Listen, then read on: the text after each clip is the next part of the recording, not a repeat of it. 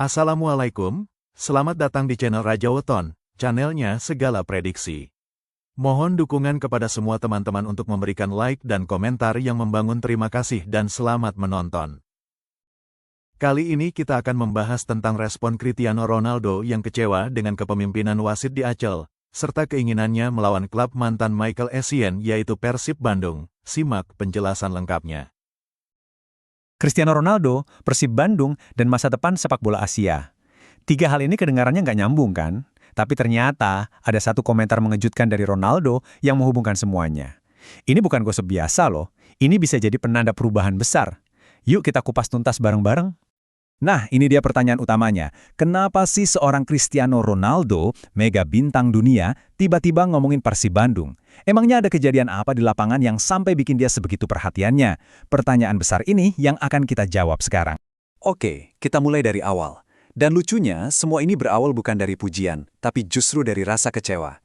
Yuk, kita lihat apa sih pemicunya. Jadi, pemicunya itu satu pertandingan di kompetisi Asia. Pertandingan antara Persib Bandung melawan Ratchaburi. Sejujurnya, ini laga yang mungkin gak bakal jadi berita utama dunia ya kan? Tapi, entah gimana ceritanya, pertandingan ini berhasil menyita perhatian penuh dari seorang CR7. Dan alasannya, mungkin gak seperti yang Anda kira. Kritik Ronaldo tuh bener-bener to the point, tajam banget. Pertama, dia soroti kepemimpinan wasit yang menurutnya jauh dari kata profesional. Kedua, dia ngerasa banyak keputusan penting yang justru merusak ritme permainan. Dan intinya, dia bilang standar wasit untuk pertandingan sepenting itu kok nggak konsisten gitu loh. Dan kutipan ini, ini menjelaskan semuanya. Ini bukan lagi soal siapa menang siapa kalah, tapi soal prinsip. Coba deh bayangin, pemain yang standarnya itu udah Liga Champions Eropa, ngelihat pertandingan kayak gitu. Buat dia, yang namanya integritas dan profesionalisme itu ya harga mati, nggak peduli mainnya di Eropa, di Asia, atau dimanapun. Tapi, ceritanya nggak berhenti di kritik doang. Nah, justru disinilah bagian paling menariknya.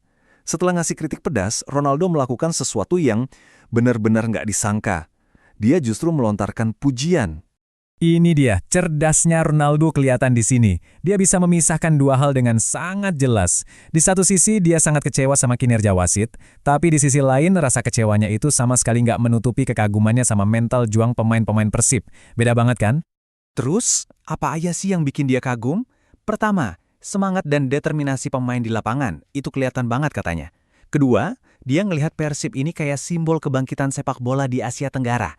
Dan yang ketiga, ini nih yang paling penting, dia benar-benar terpukau sama dukungan suporternya, yang dia bilang luar biasa. Dan ternyata pujian itu bukan penutup cerita loh, justru sebaliknya. Pujian itu jadi pembuka buat sesuatu yang jauh lebih besar lagi. Sebuah tantangan untuk masa depan.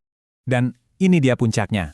Ronaldo secara terbuka ngajak Persib Bandung buat ketemu di laga resmi. Dengar ya, ini bukan laga persahabatan biasa, tapi duel beneran di panggung tertinggi Asia. Kebayang nggak sih? Dan ini bukan asal ngomong loh, Ronaldo tuh udah punya bayangannya sendiri. Dia menargetkan musim 2025-2026. Di mana? Di Liga Champions Asia. Bahkan dia sebut babak idealnya itu perempat final. Wah, kalau udah sedetil ini, tantangannya jadi terasa nyata banget kan? Terus, kenapa dia pengen banget pertandingan ini terjadi? Jawabannya simpel, atmosfer. Dia pasti ngebayangin gimana panasnya duel di hadapan lautan supporter Indonesia yang fanatik banget itu. Buat pemain sekelas dia, panggung kayak gitu tuh sempurna. Oke, sekarang kita coba mundur sedikit dan lihat gambaran besarnya. Apa sih arti dari semua ini? Apa makna sebenarnya di balik kritik dan pujian Ronaldo ini? Pesan dia itu kayak dua sisi koin yang nggak bisa dipisahkan. Satu sisi, dia mengakui kalau sepak bola Asia itu lagi tumbuh pesat, potensinya besar. Tapi di sisi lain, dia juga menuntut standar yang lebih tinggi. Karena buat dia, potensi aja nggak cukup kalau profesionalismenya nggak ngikutin. Pertandingan besar itu jadi ajang pembuktian kualitas Asia ke dunia.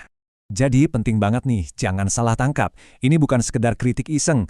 Justru perhatian yang dia kasih, mau itu positif atau negatif, itu sebetulnya adalah bentuk keyakinan. Ini tanda kalau seorang legenda kayak dia tuh ngelihat ada potensi dahsyat yang siap meledak di Asia. Pada akhirnya, semua ini meninggalkan kita dengan satu pertanyaan besar. Apakah sorotan dari seorang ikon global ini bakal jadi pemicu yang dibutuhkan sepak bola Asia untuk benar-benar naik kelas? Pertanyaannya sekarang bukan lagi apakah Asia punya potensi, tapi apakah kita siap menjawab tantangan dari seorang Cristiano Ronaldo?